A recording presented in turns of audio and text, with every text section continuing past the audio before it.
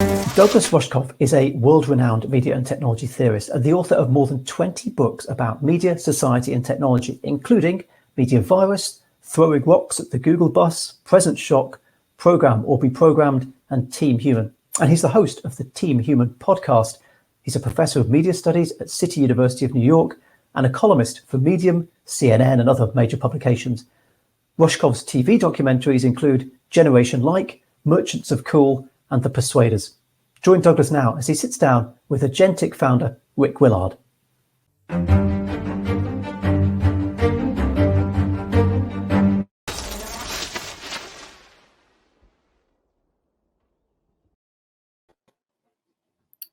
Hello, everyone, and welcome. I'm Rik Willard, founder and managing director of Agentic Group.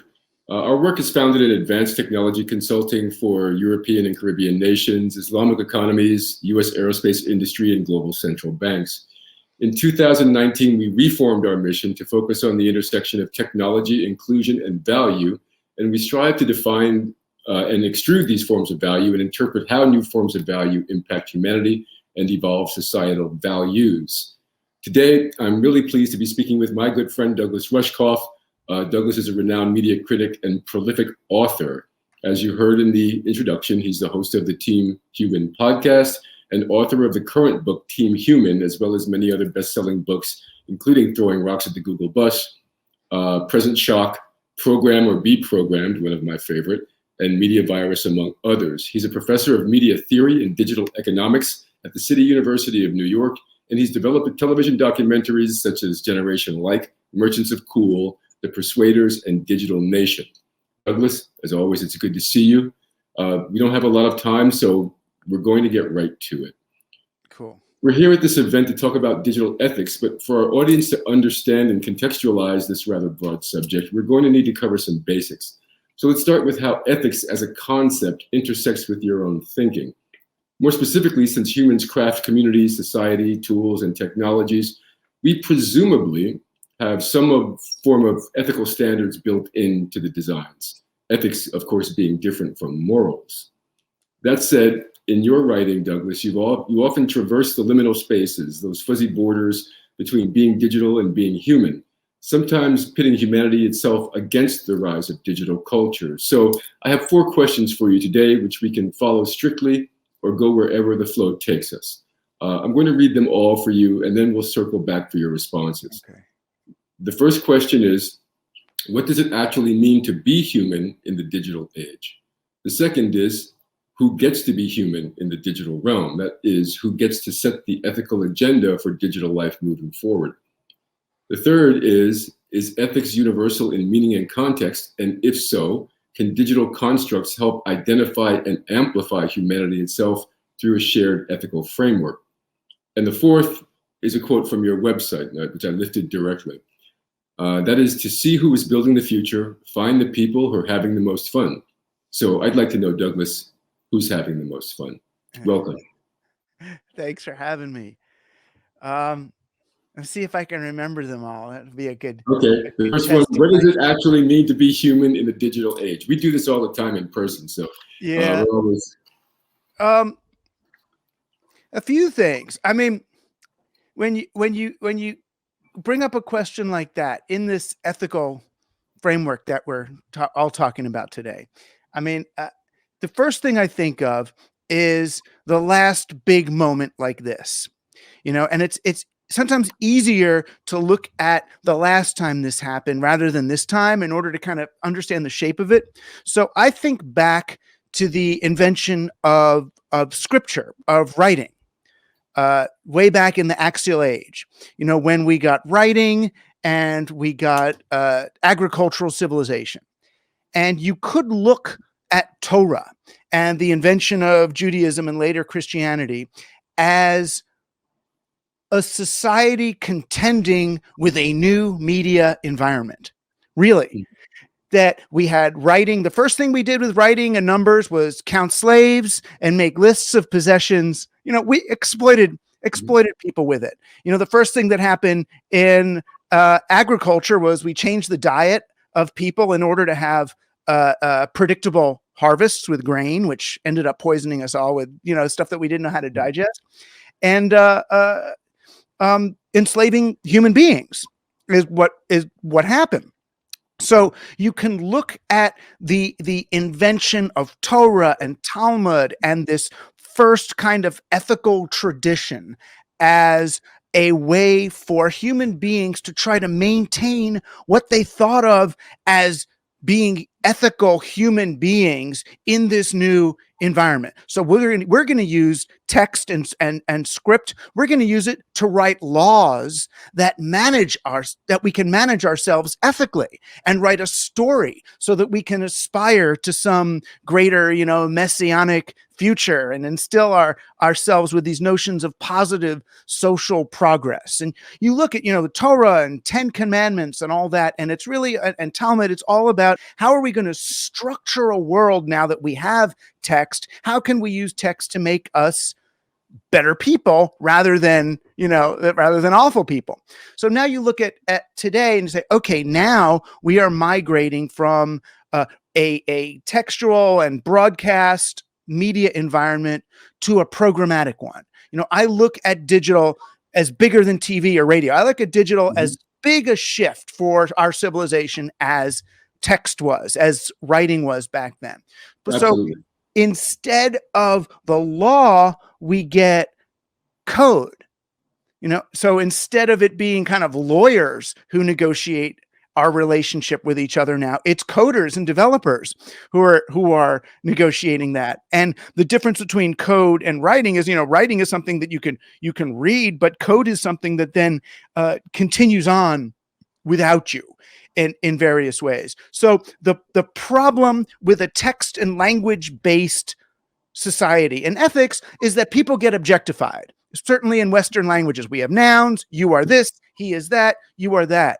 In code, what happens in a digital environment, you are not just kind of qualified, but human beings are quantified, right? We're quantized in a certain way. You're either here or here. The way Facebook or an algorithm or anything is going to recognize you, if it's digital, no matter how well defined, it's going to have to pick where are you. You're either a 1 or a 0. It's discrete, right? And if it's not 1 or a 0, then you can say, oh no, you can have more than one. You can have 0 or 1 or 2 ones. Okay, then instead of now, it's like a snap 2 grid. However granular you make the snap 2 grid, it's still here or here. What makes someone human in a digital age is that is being able to be between the two. No, I'm not here or there. I'm a human. I can be in that word you used before, in that liminal space between the 1 and the 0. A human being, unlike a computer or a program, a human being can sustain ambiguity over time. We can be neither here nor there. We can stay with an unresolved answer. We can embrace paradox and uncertainty. And it sounds like a downside, but it's actually the positive side. That's what we humans can do that our machines can't, is we can reckon with, that's weird. It doesn't quite fit in either place. And I would argue a majority of our experience doesn't fit into one place or another. The way we stay human in a digital age is to refuse is to refuse the grid, is to see the ocean as the waves rather than the longitude and latitude lines, is to and to nest in and play in those spaces. And the more you stay aware of that human ability, the less likely you are to overdefine people and, send people to prison based on the color of their skin and all the other stuff that algorithms want to do to people because they don't really see. And the less likely you are to become obsolete because you're doing something that the machines ultimately can't. That's really interesting. You said a lot there, and it reminds me of the early AI movement when we were talking about fuzzy logic and artificial stupidity in ways that machines could actually be stupid to get to more human results, right? And stupidity meaning like not necessarily intelligent, but more feeling. But they're not actually. I mean, that's the sad thing. They're not, and we're not there, and it won't get there, hopefully. And when you talk to a coder, this is the maybe the most important point of anything I've said or written over the years is, to a coder, the way to make an algorithm or an AI seem more human is to throw in noise, right? Is to throw in errors, and then it looks more human. Yeah. And it's like, that's not, for the human, that's not noise. That's the signal. That's the only signal that you've got, is that. That's James Brown reaching up to the note or coming down in over the note. That would be erased by an auto tuner, right? That would be considered noise today, but that's literally soul.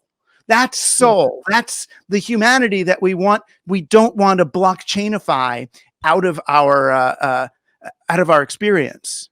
Well, okay. I mean, I agree, and thanks for using the James Brown metaphor. I appreciate that. So let's ask an age-old question, a pre-digital question. Yeah. But even more important, in the digital realm, who gets to be human now in this space? I mean, we've always struggled with this kind of question, and you could have different, answers for this question in different epochs of human history, right? But right now, in the digital arena, who gets to be human? Who gets to live in this liminal space? Well, the people who get to be human now are the extreme rich and the extreme poor. The people who are wealthy enough not to have their kids on the iPads, and send them to the, they make the iPads and make the programs, but send their kids to Rudolf Steiner School and have them eat, organic goat share. I know these guys, they shield their kids from the tech they make. And then those people who are so poor that the algorithms don't care about them, right? Gosh, the people, there's this great movie about this, what is her name? This actress who plays like an Amazon worker, and she's just wandering around. She's part of this kind of class of people that live in their cars and wander around the country doing kind of migrant labor when they have to, but she's like off the radar. And you get this sense that in spite of the poverty and all, there's a sense of freedom, that she's not in one of the, she's not a punch card person. Oh, that's the Nomad Land, is that it? Yeah. The Nomad Land. It's a very touching movie because she starts out, she's working as one of the packers in an Amazon plant, but she's also free in a way that most of us no longer are, which is interesting. But yeah, the right now, the people who think they get to be human are the ones who are externalizing all of the harm of digital technology to everybody else. Most digital tech is used more like a dumbwaiter than anything else. It's not replacing human labor so much as hiding human labor. So Amazon has this way you can buy these new totally customized t-shirts that are made by robots or something, and they'll scan your body. Just in time manufacturing, Yeah, but the robots might be sewing the last bit, but it was still slaves that got the cotton out of the ground and that got the rare earth metals to make the robots. What the robots in Amazon are really good at doing is increasing the distance between us and the slave labor. Just as the dumbwaiter made it look like the food magically arrived, but the slaves are still down there. They're pulling the ropes of the dumbwaiter. Well, okay, so I mean, if you're going to extrapolate that, then humanity and ethics then is poised between the interaction of both the rich and the poor in the digital space. Yeah. Yeah, that it feels like the digital and the digital middle class are kind of the buffer, so many technologies. The thing they get really good at, I mean, Apple's been the best at it, is, they create these sort of Bauhaus, perfect little objects that you can't see. What went into, you can't see the carbon footprint or the labor footprint of the thing. They even use in the factory where they make phones, they have this toxic chemical they use at the very end of the process that gets the fingerprints of the workers off the phone. But the stuff is so toxic, it shortens their lives and aborts their babies. So to me, it's ironic. And I don't mean this in an angry way. I mean this in come on, people. In order to erase all evidence of human participation in the manufacturing of this phone, we shorten the lives of the humans. who made it, right? So that's because we really want the humans out of sight, out of mind. And that's the biggest ethical danger of our technologies, that they help. It was the same as the danger of TV or any medium before as well, is that what does the technology allow you not to reckon with anymore? What is it? How does it externalize really the ills of capitalism in some other way? Whether it's your Bitcoin, it's like, well, what is being burned and sacrificed in order to justify or verify this transaction? It's like, we don't see the Argentina's worth of oil being spilled. It's just out there somewhere. Absolutely. I mean, the buffer concept reminds me a lot of, say, apartheid in South Africa back in the day, where you had in Johannesburg especially, the sort of white center with the colored cast surrounding them, and then the Bantustans with the Black Africans in the outer ring. So you never really had to see the Bantustans if you lived in the middle of Johannesburg. You simply saw people who were sort of like you and sort of not like you, but they were in, again, that liminal space. So, right, but and I went there before apartheid was over. I went there, and you travel around with a white person there. There's this moment when they're on the freeway between the one white enclave and the other one. They're on the freeway, and they make sure the gun is in the glove compartment. Yeah. They're making sure the tires are all good, because now they're in reality, right? The no man's land place, and that's healthy, at least, that they had to remember. You want to know even a freakier reality to that is that back during apartheid, if you were an African American traveling to South Africa, you were considered an honorary white. You could actually stay at any hotel you wanted to, do whatever you wanted to do, like anybody else, any other quote unquote human, right? And that was pretty trippy, actually. So who gets to be human? So we're saying that basically human is at the fringes of reality, as it may have always been, quite frankly, and maybe there's no real difference there. I use the South African example because it's very similar. We're just using a different process to effectuate the same sort of outcomes, no? Right, except we're sadly cherry picking the worst examples of feudalism and apartheid and separation in order to describe digital society. But I mean, if the shoe fits, right? I mean, right. I'm really not here to gloss over any of this. I'm not a fanboy in any way. I think we need to have this kind of conversation. So, what is, to my third question, if this is the case, then what are we amplifying? What are we identifying? We've identified something of it. So what are we amplifying with these humanities, this duality of humanity that we see? What's being amplified? What's actually being brought to the fore here? Well, we're really amplifying is corporate capitalism, and I'm not saying this just as some Marxist or something. I'm just saying this as a realist. Capitalism is tricky, right? Capitalism, left to its own devices, will extract as much value as it can from people and places in order to deliver it up to the capitalist, to the original investor. It's not balanced. Whereas, local capitalism, like, what we saw outside Tulsa, again, in the African-American community, was a different sort of capitalism. And it's odd. The black communities in America since the late 1700s, they were not allowed to participate in the greater economy, right? It wasn't open to them. It was considered, it's like a punishment for being black. You're not allowed to participate. But what happened, because they couldn't do broad macro capitalism, they ended up with circular local economies that supported each other. And they would get wealthier than the white communities right next to them that were allowed to participate, because the white communities are getting Walmarted out of business, whereas the black ones are circulating. So that's why they would then get mobbed and killed and attacked, because wait a minute, how are you being, it was the same as, my people in Russia. How are you people able to sustain yourselves? We cut you off. And it's like, it's because you were meant to die. You were meant to die. Right. And by the way, that's been said a lot, and you and Malcolm X have a lot in common with that. Good. Concept. I also understand. I mean, some people, and I'll use this as a platform to say so. A lot of African Americans believe that that integration may have been a bad thing. different conversation for a different time. It's a different. You need. It really helps to have a boundary around your economy in order to get the Dyson effect of that circular thing going. If you're always outsourcing your investment to the S&P 500, it's really hard to get any circulation going where you live.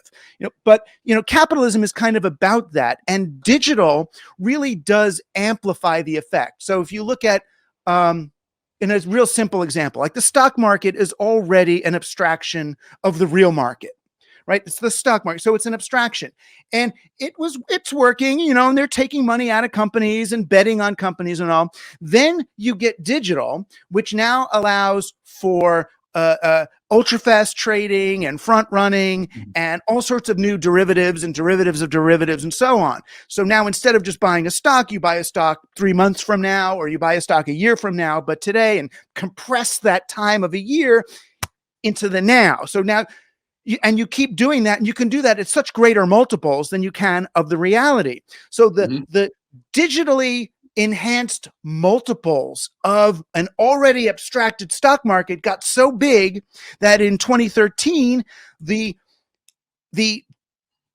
derivatives exchange, ITEX, I guess, bought the New York Stock Exchange, right? So the stock exchange, which was already an abstraction of the market, ended up being consumed by its own abstraction. That's a symptom of the digital age, where you can invest more energy, money, and value in the abstraction of the thing than the thing itself. And it becomes a problem. It becomes a tail wagging the dog, kind of a problem as you move forward, and as it allows the capital economy to become not just one step, but 3 or 4 or 5 steps removed from the on the ground economy of people. And then it's really hard to correct that. I take what you're saying, and we've talked about this on other occasions, that all this comes down to economies, right? It all comes down to some sort of gain loss, and that usually has a monetary meaning attached to it. I mean, just by what you said, if you look at SPACs, right? SPACs are really no different from housing derivatives, but they're just more market driven and more immediate.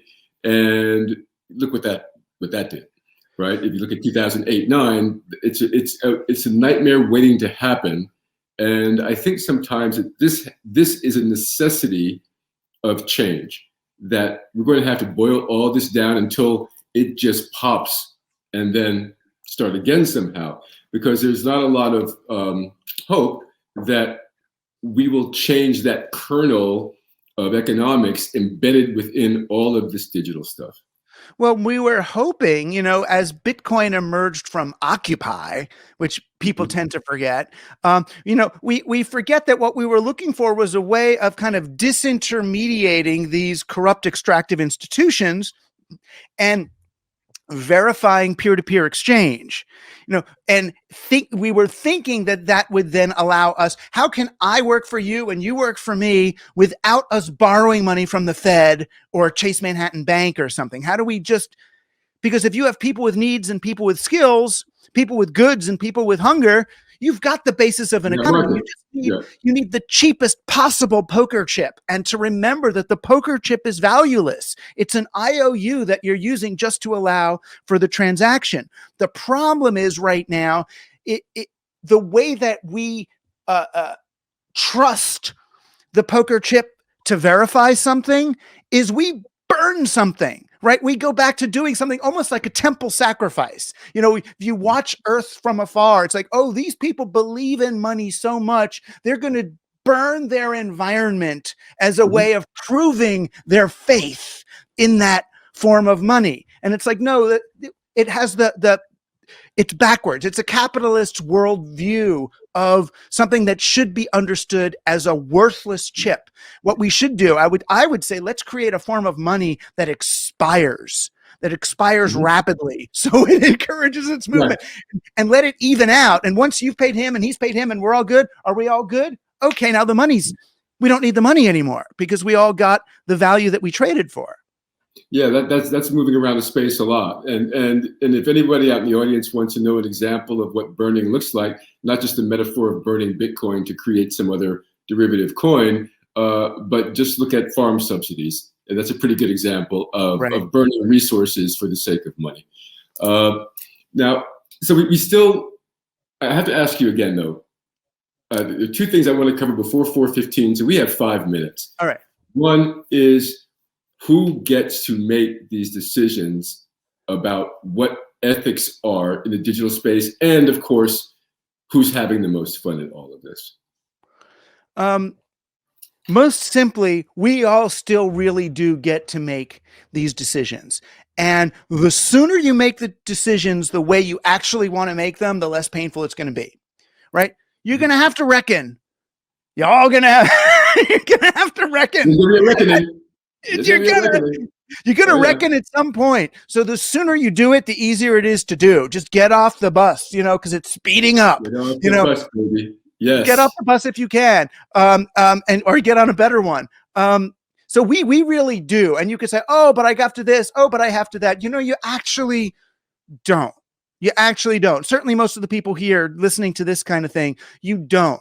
And the way it starts, you don't have to say, don't quit your job. Don't do anything. But every single meeting, look at it. Every meeting is an opportunity to think, how can we externalize less? How can we be better? How can we include more stakeholders in what's happening? How do we recognize the labor that's going into this app? How do I recognize the interests of the consumer using this app? How do I recognize the environment? How do I recognize the town where this app is being used? If you start with an Uber and say, how do I make this better for drivers? How do I make it better for the towns? How do I make it better for the existing players? Boy, oh boy, you end up not hated, and you end up with a better thing. So it's really that. Okay, cool. But with current economic calculus, that's not going to happen, because what's embedded in modern economics and consumerism is always acquire as cheap as possible and sell for as high as possible. So don't we have to tear down the entire economic model to get to something like that? Well, no, that's what creative destruction is for, well, right? Yeah, but I mean, there has to be disruption within creative destruction, though. Yeah, they're playing destructive destruction, though. They're destroying entire markets. We have to have creative destruction, but still something has to be destroyed, and this is my point. Yeah, but it gets the air taken out of it, so you don't have to go and storm the Walmart and blow it up. You just create alternatives, right? So people start buying locally and doing other things. If they start realizing that, oh my gosh, the prices are low, but the cost is high. Then Walmart sort of fades into something much smaller rather than growing into, or Amazon or any of those things. And then we got to go to the last question, because we only have like 1 minute. Yeah. It's like, who's having the most fun? Besides us right now, who's having the most fun? It's interesting. I think the artists are having the most fun. They can. And even, and I don't like the whole NFT thing for a whole bunch of reasons, but I feel like some of the artists playing with NFTs are almost doing it as a prank, as like, oh my God, it's almost like every NFT is a satire of the whole crypto, world. And perhaps the art world. Right. And the art world too. It's almost like Warhol meets Zuckerberg meets, Palantir or something. It's just some crazy ass thing. Right. Okay. That was really funny. All right. Wow. Okay. So yes, I would agree that artists are having fun. I think there are some use cases for NFTs. I don't think they're just, one-off creatives like. No, there are. It's just they're not there yet. And the other people having fun are people who are just meditating and doing yoga and sitting in nature. The people who pause, people who take the time to stop are the ones who have the most fun. So the people having the most fun are essentially signing off. They're logging off, and they're uncoupling and doing their thing. Which for a moment of reset, to have a Sabbath, what the Israelites gave themselves. If you take a Sabbath, and celebrate that you're sacred just the way you are, you end up having a lot more fun. Well, we're coming up to the end of this segment, sadly, because I always love speaking with you. and sharing with you. So if there's anything that you'd like the audience to know in the next minute, now's your time. You're all on Team Human, whether you like it or not. You're on Team Human. So find someone else, look in their eyes, activate your mirror neurons, get some oxytocin going in your bloodstream, and all this digital stuff will seem a whole lot smaller. Thanks, my friend. As always. We'll talk to you soon. And everybody check out Team Human website, douglasrushkoff.com. Check out his Team Human podcast. It's amazing. And read the books, for God's sake, because quite frankly, they're all pretty good. Some of them are better than that. Some of them are must reads, and I can pick them out, but I'll let your marketing machine do that for you. Okay, my man. Take care. All right, take care. We'll talk soon.